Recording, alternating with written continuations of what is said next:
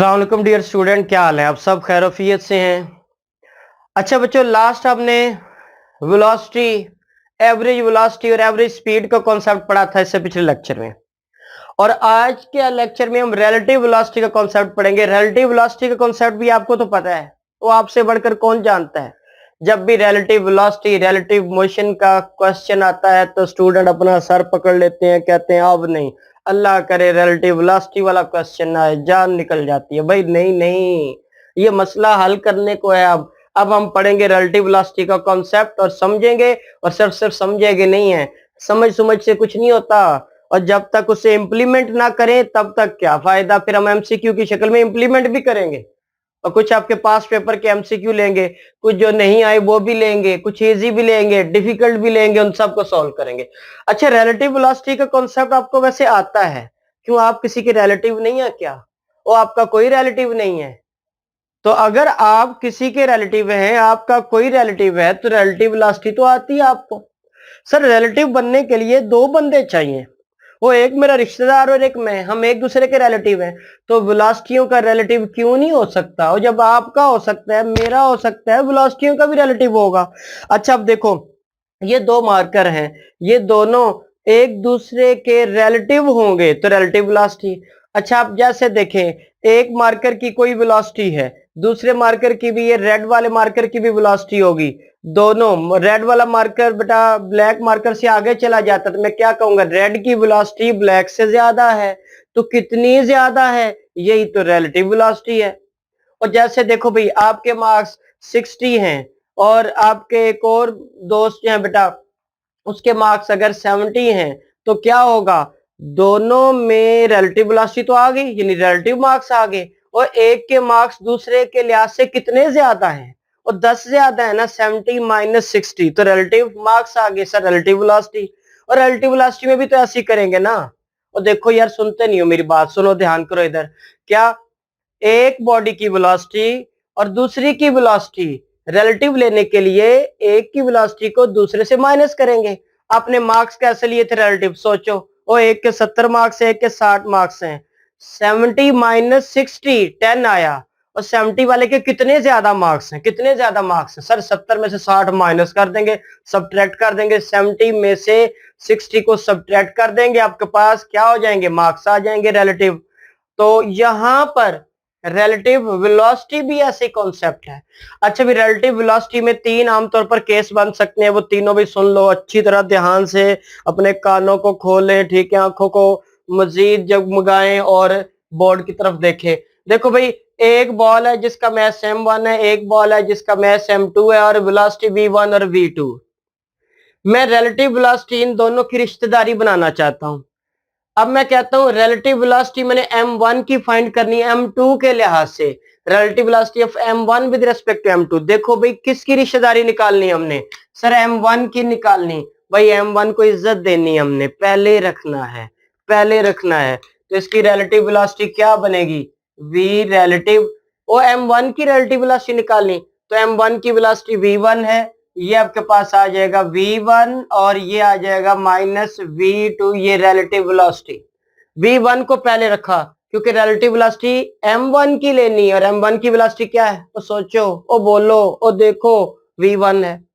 अब देखो, relative velocity of m2 with respect to m1 देखते हैं। वो m2 पहले आया ना, वो m2 की रिलेटिव वेलोसिटी लेनी, तो इसको इज्जत देनी है, इसको पहले रखना है हमने। आपके पास अब क्या होगा, यहाँ v रिलेटिव, पहले किसे लिखूं, वो बोल भी दो, रिलेटिव वेलोसिटी किसकी होगी, अब m2 की होगी। तो m2 की वेलोसिटी को v2 है, v2 को पहले लिखा और v1 को बाद में रखा। लीजिए रिलेटिव वेलोसिटी। तो पहली गलती जो आप करते हैं रिलेटिव वेलोसिटी में, वो है पहले किसे रखना है, बाद में किसे रखना है, और साइन गलत हो गया, रिजल्ट में भी गलती आ सकती है।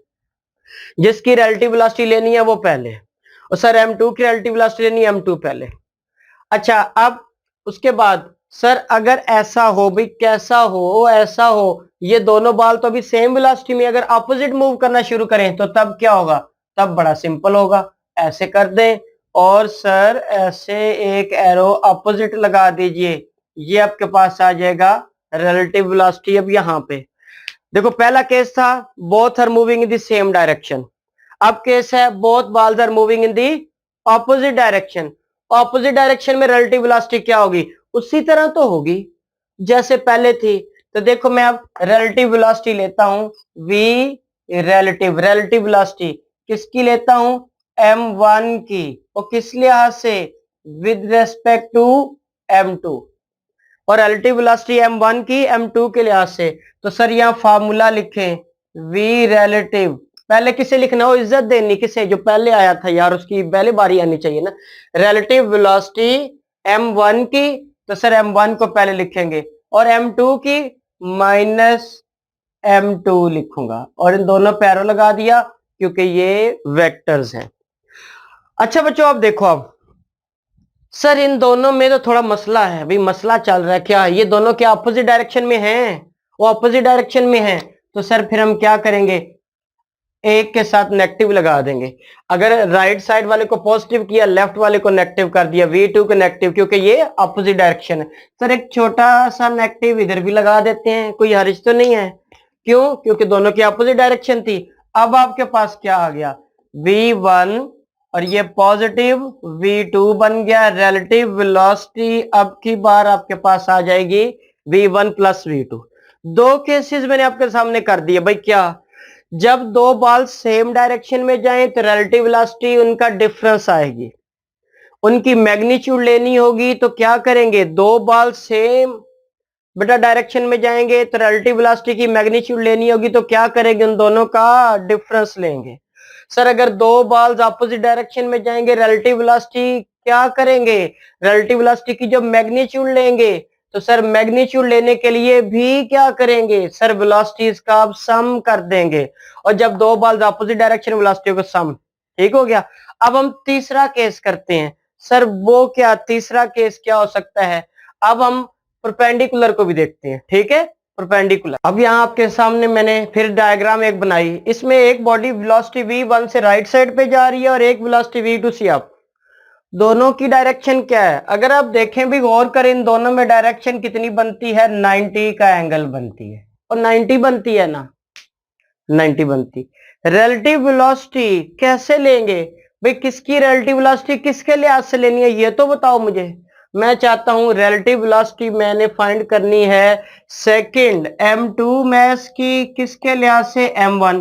तो देखो भाई, रिलेटिव वेलोसिटी, रिलेटिव वेलोसिटी किस बॉल की? m2 की। किस लिहाज से? m1 से।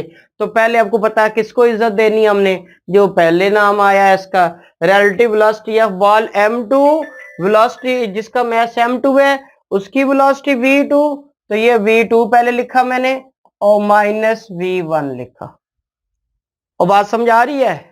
ये आपके पास आ गया v2 माइनस v1। तो सर इनकी मैग्नीट्यूड कैसे निकालेंगे? मैग्नीट्यूड कैसे निकालेंगे? मैंने मैग्नीट्यूड का शॉर्टकट जो बताया था ना, वो इसके लिए नहीं है। सेम डायरेक्शन होगी तो मैग्नीट्यूड फाइंड करने के लिए सिंपली दोनों का डिफरेंस।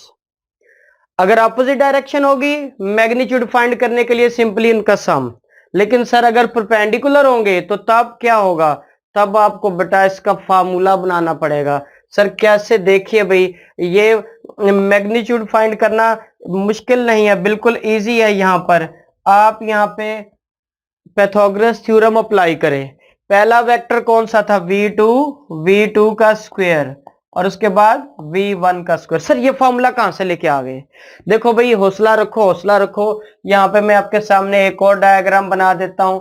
ये देखिए, ये आपके पास x एक्सिस है और ये आपके पास y एक्सिस है। x के लिए i यूनिट वेक्टर लेते हैं और y के लिए j। और ऐसे ही है ना। अब आप इसको मैप कर दे उसके ऊपर। मैथ m1 कहां पे जा रहा था? x एक्सिस के साथ। तो मैथ m1 को x एक्सिस के साथ, तो सर इसकी वेलोसिटी v1 इधर आ गई और इसकी वेलोसिटी इधर ही है ना। तो v1 की मैंने मैग्नीट्यूड लिखी, एरो नहीं लगाया। अब v2 किधर को जा रहा है? अप डायरेक्शन में जा रहा है। तो ये देखिए जी, अप डायरेक्शन में जा रहा है v2। अब जरा देखें रिलेटिव वेलोसिटी क्या है। सर रिलेटिव वेलोसिटी का फार्मूला तो है पुराना, और वो क्या है?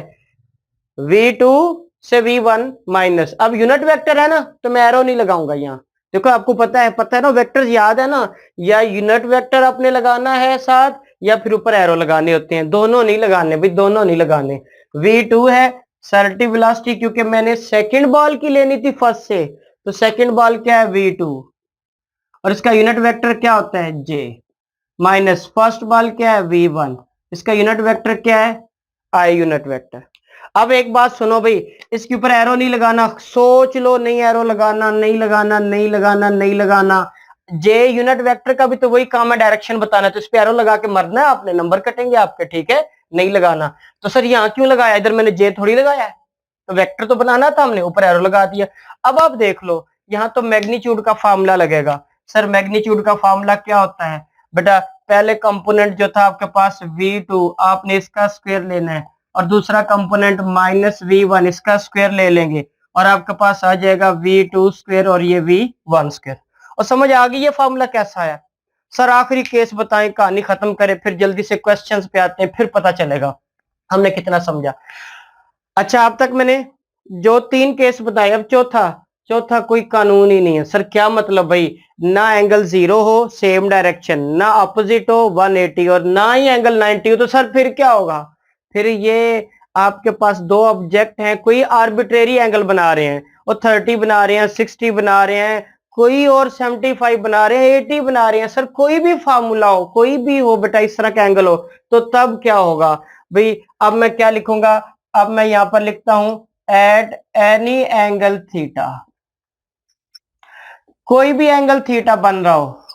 आमतौर पर इसका क्वेश्चन बहुत कम आता है, ज्यादातर ये 3 आते हैं।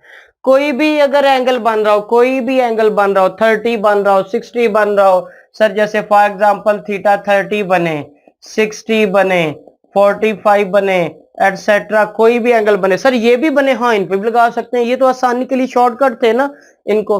अच्छा तो अब रिलेटिव वेलोसिटी का तो फॉर्मूला वही होगा, जिसकी रिलेटिव वेलोसिटी लेनी उससे पहले रखेंगे और दूसरे को उससे माइनस कर देंगे। सर मैग्नीट्यूड फाइंड करने का फॉर्मूला क्या होगा, अब की बार रिलेटिव वेलोसिटी की मैग्नीट्यूड फाइंड करने का फॉर्मूला थोड़ा सा मुश्किल तो नहीं है। अच्छा देखो, v1 square v2 square minus 2v1 v2 और ये cos थीटा, ठीक हो गया। ये फार्मूला लगेगा जब कोई भी एंगल हो जाए, तो अब ये फार्मूला लगा सकते हैं। तो जनरल फार्मूला असल में है भी ये, जनरल फार्मूला है भी ये, कोई भी एंगल होगा लगाएं, मैग्नीट्यूड आ जाएगी। लो बच्चों मैंने आपको सारे के सारे केसेस बता दीजिए रिलेटिव वेलोसिटी के, अब आपने इनको जेहन में रखना है। अब हम क्या करेंगे बोलो, हमेशा की तरह जब हम आर्टिकल करते हैं तो उसकी जब तक कि प्रैक्टिकल एप्लीकेशन ना हो तो नहीं हो सकते, और फिजिक्स की प्रैक्टिकल एप्लीकेशन यहाँ बोर्ड पे क्या हो सकती है, मैं घोड़ा थोड़ी दौड़ा सकता हूँ यहाँ पे आके, तो मैं क्या करूं, मैं यहाँ पे इसके न्यूमेरिकल्स लेता हूँ, एमसीक्यू लेता हूँ, ठीक है। अब आसान से मुश्किल की तरफ जाएंगे। अब नेक्स्ट एमसीक्यू देखते, पहला क्वेश्चन लिखा है 2 cars moving in opposite direction, तो यहाँ पे कीवर्ड अपोजिट डायरेक्शन है। आपको पहले ही बताया है, जब भी दो ऑब्जेक्ट ऑपोजिट डायरेक्शन में मूव करते हैं तो उनकी वेलोसिटीज मैग्नीट्यूड लेनी है, जब रिलेटिव वेलोसिटी की, तो वेलोसिटीज का क्या करना है, और सोच लो बताओ, सम करना है। अपोजिट डायरेक्शन में है तो अब हम इनका क्या कर देंगे, हम इनका सिंपली इनको ऐड कर देंगे। अब देखो भी ऐड करेंगे, अगर वो अपोजिट डायरेक्शन में जा रहे हैं, एक की वेलोसिटी v है, दूसरे बॉल की भी वेलोसिटी v है, तो इनकी मैग्नीट्यूड क्या बन जाएगी, सिंपली उनके सम के इक्वल टू v की इक्वल आ जाएगी। अब एक और क्वेश्चन थोड़ा सा उससे डिफिकल्ट लेते हैं, फिर थोड़ा और बढ़ा देंगे। 150 metre long train is moving to the north, speed है 36 किलोमीटर पर आवर। अच्छा यहाँ पे 36 kilometre per our, kilometre per our को मैंने मीटर पर सेकंड में बदलने के लिए शॉर्टकट की वीडियो बनाई हुई है, मैं लिंक में नीचे शेयर कर रहा हूं, आपको वो वीडियो देखनी है तो आपको पता चल जाएगा कैसे विद इन नो टाइम इसे कन्वर्ट करेंगे। वहां पे उस वीडियो में आप देखेंगे तो 36 किलोमीटर पर आवर ये 10 मीटर पर सेकंड होता है। अच्छा अब a bird is flying towards the south with a speed of 180 kilometre per hour, crosses the train, time taken by the bird to cross the train. यहाँ पे 18 kilometre फिर आ रहा है, 18 किलोमीटर आर भी है, वहां पे चेक करेंगे तो ये क्या बनेगा, 5 मीटर पर सेकंड होगा। अच्छा अब देखो भाई, यहां पर आपके सामने मैंने इस क्वेश्चन को सॉल्व करने के लिए एक ट्रेन बनाता हूं, लेकिन ट्रेन से पहले ईस्ट वेस्ट और नॉर्थ साउथ की डायरेक्शंस बना लेता हूं। भाई ये आपके पास आ गया ईस्ट, ये वेस्ट आ जाएगा, ये नॉर्थ आ जाएगा और साउथ आ जाएगा। ईस्ट वेस्ट नॉर्थ साउथ बताया ना, इसीलिए बनाया, को खुद से थोड़ी बनाया मैंने। ओके जी, अब आपके पास देखते हैं अभी ट्रेन किधर को जा रही है, ट्रेन साउथ को जा रही है।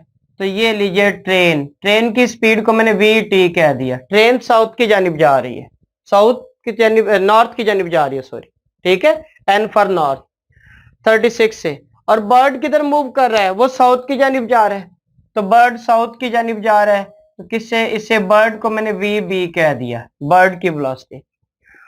रूल सिंपल, अपोजिट मूव कर रहे हैं या नहीं कर रहे हैं, बस इतना मुझे बता दें। और देखो ना, बर्ड साउथ की जानिब जा रहा है, ट्रेन ऊपर को जा रही है, क्या अपोजिट मूव कर रहे हैं या नहीं कर रहे, ये बताइए। अपोजिट मूव कर रहे हैं सर, अपोजिट में रिलेटिव वेलोसिटी लेने के लिए, उनकी मैग्नीट्यूड के लिए सिंपली क्या कर देते हैं, दोनों का क्या करते हैं, बताओ भाई। आपने उन दोनों का सम कर देना है, तो सम क्या बनेगा, एक की वैल्यू 10 आ जाएगी और एक की वैल्यू 5 आ जाएगी। तो रिलेटिव वेलोसिटी ट्रेन और bird 10 + 5 that is equal to 15। लीजिए रिलेटिव वेलोसिटी का तो मामला हल हो गया, लेकिन सर बात यहां रुकी नहीं है।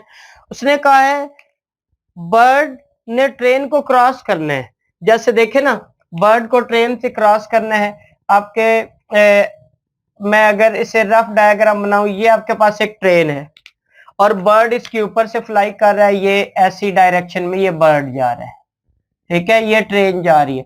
तो बर्ड ने इसके ऊपर से क्रॉस करना, बर्ड कितना बड़ा होता है, इतना बड़ा होगा, इतना बड़ा होगा नहीं, बेचारा चुन्ना मुन्ना सा होता है, उसकी तो लेंथ ही नहीं होती, उसकी लेंथ निग्लिजिबली स्मॉल होगी ना ट्रेन के हिसाब से। तो इसलिए हमने बर्ड की लेंथ को अप्रोक्सीमेटली निगलेक्ट किया है। अब आपके पास टाइम फाइंड करना है, टाइम का फॉर्मूला S/V, और यहाँ V रिलेटिव होगा, और दो बॉडी मूव कर रही है ना, वेलोसिटी तो नहीं लेनी, रिलेटिव ले रही है। डिस्टेंस कितना है, ट्रेन की लेंथ कितनी है, 150 मीटर, ये आपके पास आ गया 150, और रिलेटिव वेलोसिटी आएगी 15 वन टाइम, और ये 0, आपके पास 10 सेकेंड। तो ट्रेन के ऊपर से बर्ड को गुजरते हुए 10 सेकंड लगेंगे, तो ठीक हो गया ना, 10 सेकंड लगेंगे। अच्छा उसके बाद देखें भाई, अच्छा अब एक और क्वेश्चन, मैंने क्वेश्चन नंबर 3 आपके सामने लिया। क्वेश्चन नंबर 3 पहले ही क्वेश्चन है, दूसरे क्वेश्चन की तरह ही है, थोड़ा सा मैंने चेंज किया भाई। क्या किया, पहले क्या कर रहा था, एक बर्ड फ्लाई कर रहा था ट्रेन के ऊपर से, ये ट्रेन जा रही है और ये बर्ड, और बर्ड की लेंथ तो बहुत स्मॉल होती है जिसे हम काउंट ही नहीं किया, लेकिन अब हमने एक प्लेन को ले लिया। क्वेश्चन में वही 150 मीटर लॉन्ग ट्रेन है, ईस्ट की जानिब जा रही, तो ये देखो मैंने ईस्ट वेस्ट नॉर्थ साउथ बनाए, ये ट्रेन ईस्ट की जानिब जा रही, और यहाँ पे प्लेन किधर जा रहा है, अच्छा plane length 50 metre is flying towards west, और ये प्लेन जैसा टूटा फूटा है यार, गुजारा कर लो, ऐसी मेरी ड्राइंग है, ये आपके पास वेस्ट की जानिब जा रहा था, ये देखो वेस्ट इस साइड पर है ना, तो मैंने इसका एरो इस साइड पे बनाया।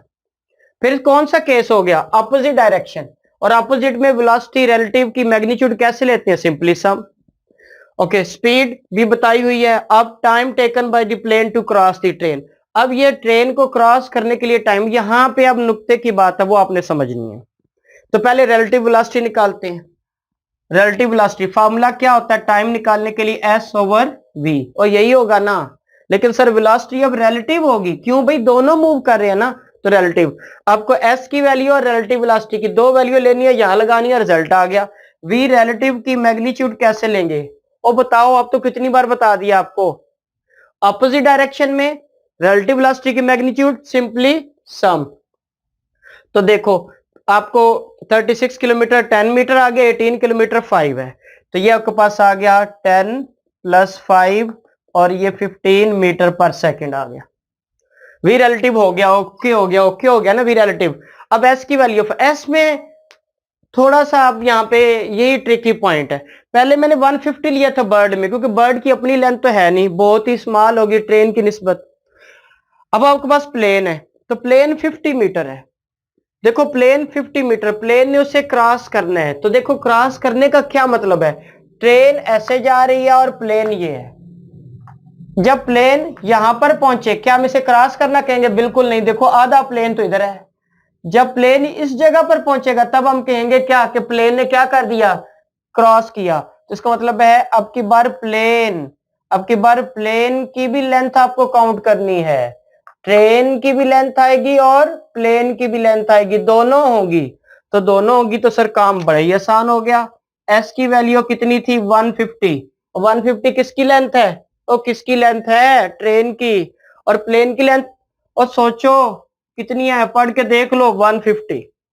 तो दोनों आ गए। वी रिलेटिव आपके पास आ गया 15 और डिस्टेंस आ गया 150 प्लस 50। अब आपके पास रिजल्ट आ जाएगा। तो मैं इसका रिजल्ट टाइम को मैं यहां पे सॉल्व कर देता हूं। देखो भाई टाइम, एस की वैल्यू कितनी है 200 और रिलेटिव वेलोसिटी कितनी है 15। तो कैलकुलेट क्यों नहीं करते? 13.3 मीटर पर सेकंड आ गया। और ये बात समझ आ गई। अब इसके बाद एक और क्वेश्चन हम लेते हैं।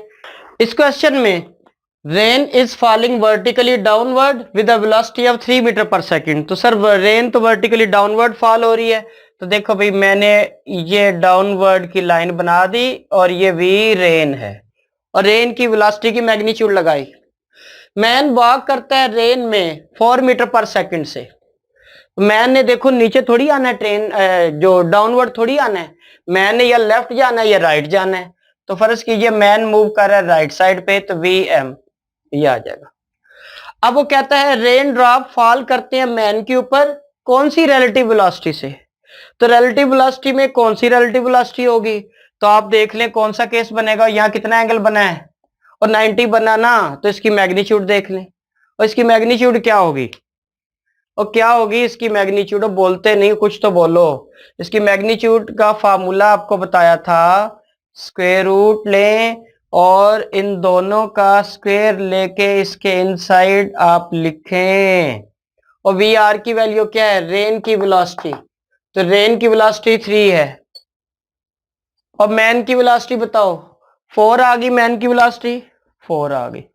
आपके पास इनकी रिलेटिव वेलोसिटी की मैग्नीट्यूड 9 प्लस 16 और ये आपके पास आ गया 25 और रिजल्ट आ जाएगा 5 मीटर पर सेकंड।